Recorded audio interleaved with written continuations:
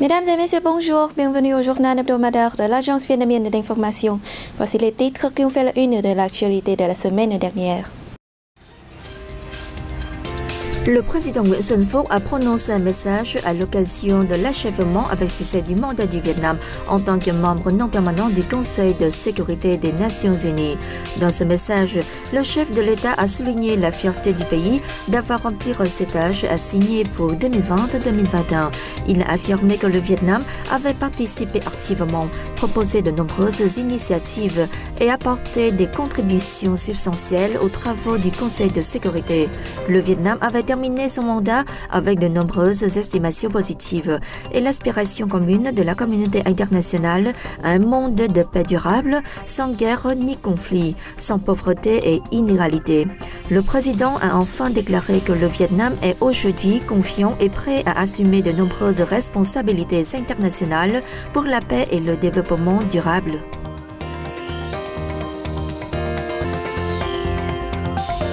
Le ministre vietnamien des Affaires étrangères Bùi Thanh Sơn et son homologue Lào Salamsay Komachit ont co-présidé le 28 décembre à Hanoï la 8e consultation politique au niveau ministériel entre le Vietnam et le Laos.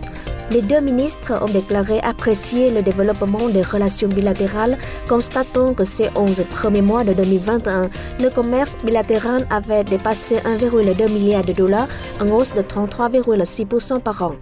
Le ministre Lào Salamsay Komachit a affirmé le soutien de son pays à la candidature du Vietnam à siège au Conseil des droits de l'homme des Nations Unies pour le mandat 2023-2025. Durant son séjour, le ministre Lào a co-présidé une conférence concernant le guichet unique au poste frontalier international Lao-Bảo des Savanes et une réunion des délégations frontalières Vietnam-Laos. Le 11e congrès national de l'Association des journalistes vietnamiens, mandat 2020-2025, s'est tenu le 31 décembre à Hanoï.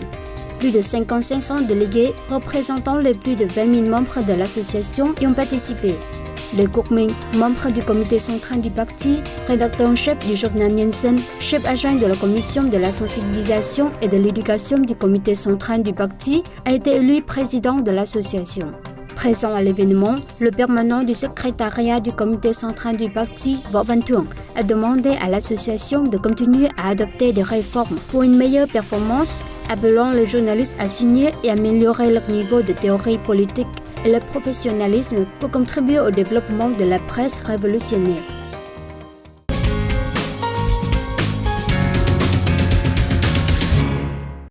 Le Vietnam a attiré du 1er janvier au 20 décembre 2021 plus de 31 milliards de dollars d'investissement direct étranger, soit une hausse de 9,2% en variation annuelle. Pendant cette période, le pays a délivré la licence d'investissement à plus de 1700 nouveaux projets, cumulant plus de 15 milliards de dollars, soit une hausse de 4,1%. En outre, les investissements additionnels ont atteint plus de 9 milliards de dollars au total, soit une progression de 40,5%. Les apports en capital social et les achats d'actions par les investisseurs étrangers se sont chiffrés à près de 6,9 milliards de dollars, soit une baisse de 7,7%. Les capitaux étrangers ont été versés dans 18 secteurs. Les industries manufacturières sont arrivées en tête avec plus de 18 milliards de dollars, représentant 58,2% du total. Parmi les 106 pays et territoires investissant au Vietnam, Singapour a occupé la première place avec plus de 10,7 milliards de dollars, représentant 34,4% du total, devant la République de Corée et le Japon. La banque HSBC prévoit que l'économie vietnamienne pourrait retrouver son taux de croissance de 6,8% en 2022, principalement grâce à de forts investissements directs étrangers dans le secteur manufacturier et aux accords de libre-échange. Selon HSBC, l'expansion de la classe moyenne et aisée au Vietnam stimulera la consommation, en particulier dans le divertissement et le tourisme.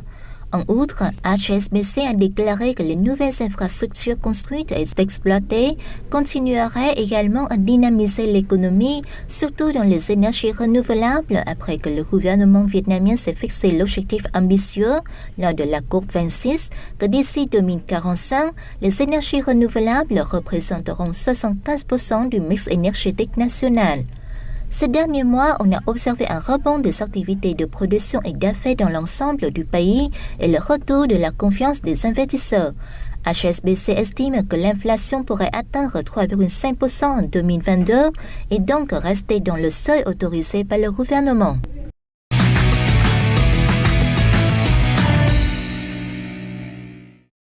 Il existe une parole où les valeurs de la culture villageoise et du bouddhisme sont entrelacées, un endroit qui revendique la beauté des paysages et de culture spirituelle. C'est la parole de Tiêu Giao du village de Giang Cao dans la commune de Ba Chang, district de Gia Lâm à Hanoï. Cette ancienne pagode a été construite sur une superficie totale de 8000 mètres carrés. Avant 1945, c'était une cachette pour des documents, des livres et des journaux de cadres révolutionnaires.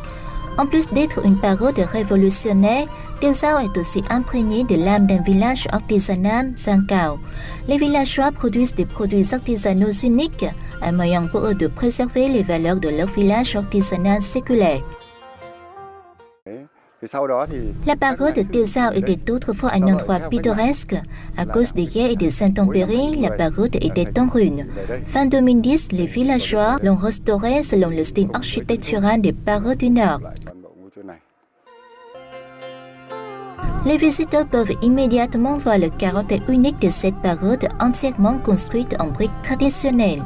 Les piliers sont en bois avec des motifs soigneusement sculptés.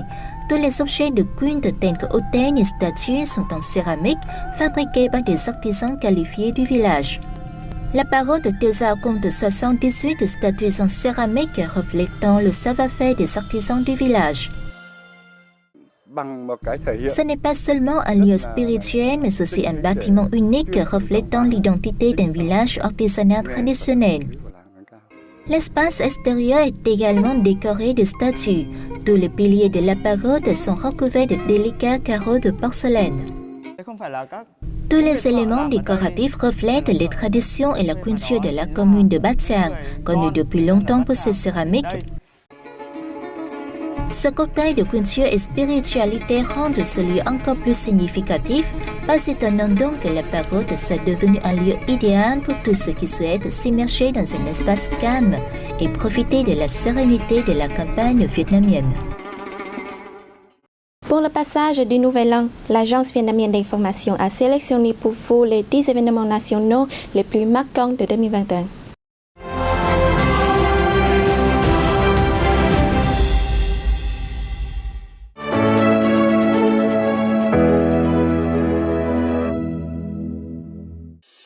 Le 13e congrès national du Parti communiste du Vietnam s'est tenu du 25 janvier au 1er février.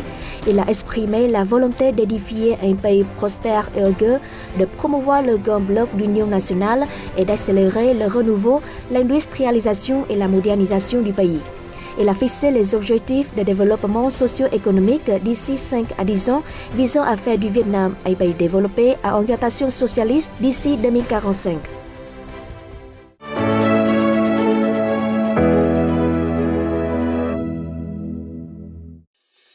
Le 23 mai 2021, 99,6% des électeurs du pays sont allés aux urnes pour élire les députés de la 15e Assemblée nationale et les membres des conseils populaires de tout niveau pour le mandat 2021-2026.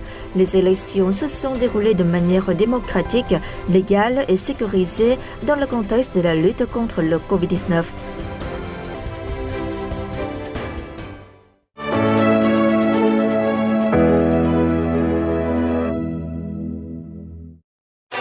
Face à la 4e vague épidémique et à l'apparition du variant Delta, avec le nombre croissant de cas d'infection et de décès, le parti et l'État ont changé la stratégie, passant de zéro Covid à adaptation sûre, flexible et contrôle efficace de l'épidémie.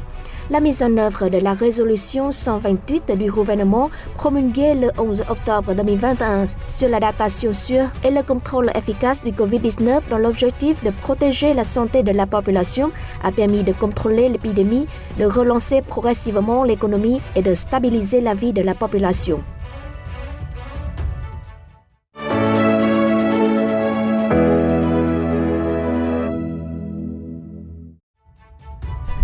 Le parti et l'État ont mobilisé toutes les ressources avec l'objectif d'atteindre dans les meilleurs délais l'immunité communautaire. Au 25 décembre, près de 98% de la population de plus de 18 ans a reçu une dose de vaccin, soit 4 fois plus qu'en août dernier. Et plus de 80% la deuxième, soit 21 fois plus. La vaccination des adolescents de 12 à 18 ans est déployée rapidement.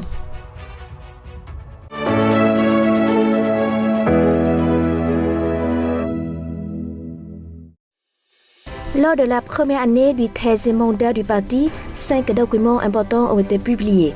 Il s'agit de 3 conclusions et de 2 réglementations. Les conclusions concernent le mouvement, étudier et suivre la pensée, la moralité et le style du président Ho Chi Minh, le renforcement de l'édification et du réajustement du parti et du système politique, l'encouragement et la protection des cadres compétents et créatifs. Les réglementations portent sur ce que les membres du parti ne doivent pas faire, la libération de la fonction et la démission des cadres.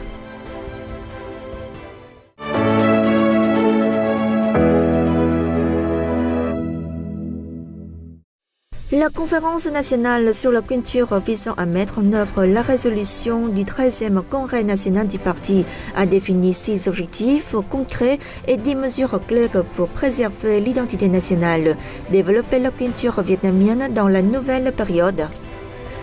Le 15 décembre, l'art Suai Thai a été inscrit par l'UNESCO sur la liste représentative du patrimoine immatériel de l'humanité.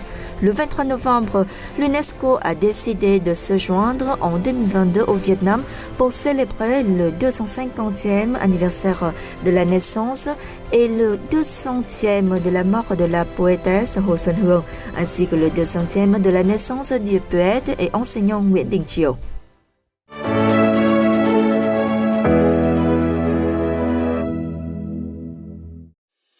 À la COP26 tenue en novembre à Glasgow au Royaume-Uni, le Vietnam s'est engagé à atteindre zéro émission nette d'ici 2050 et à réduire de 30% ses émissions de méthane d'ici 2030, affirmant une forte volonté politique dans l'accélération de sa restructuration économique et sa résilience au changement climatique. Le Vietnam a terminé avec succès le 2e mandat en tant que membre non permanent du Conseil de sécurité de l'ONU. Il a été réélu membre de la Commission du droit international des Nations Unies pour 2023-2027 et élu membre du Conseil exécutif de l'UNESCO pour 2021-2025.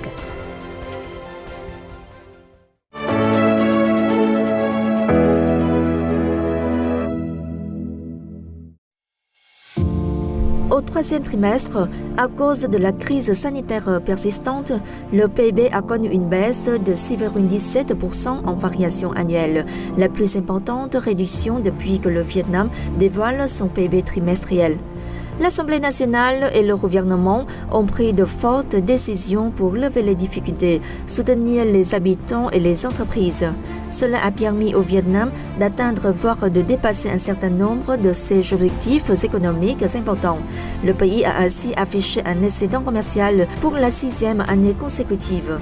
Les investissements directs étrangers ont atteint plus de 29 milliards de dollars. Le secteur agricole a continué d'être un solide pilier de l'économie avec un taux de croissance de 2,8%.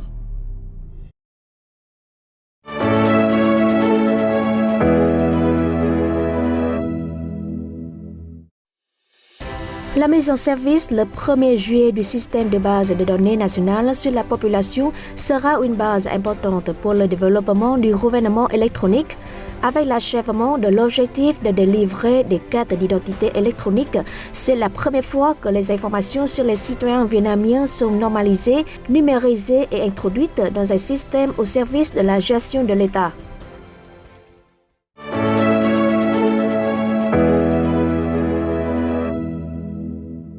L'équipe nationale de football a été qualifiée pour la première fois de son histoire pour le tour final des éliminatoires asiatiques de la Coupe du Monde 2022, en se qualifiant 2 fois consécutives pour les 8e de la finale de la Coupe du Monde de futsal.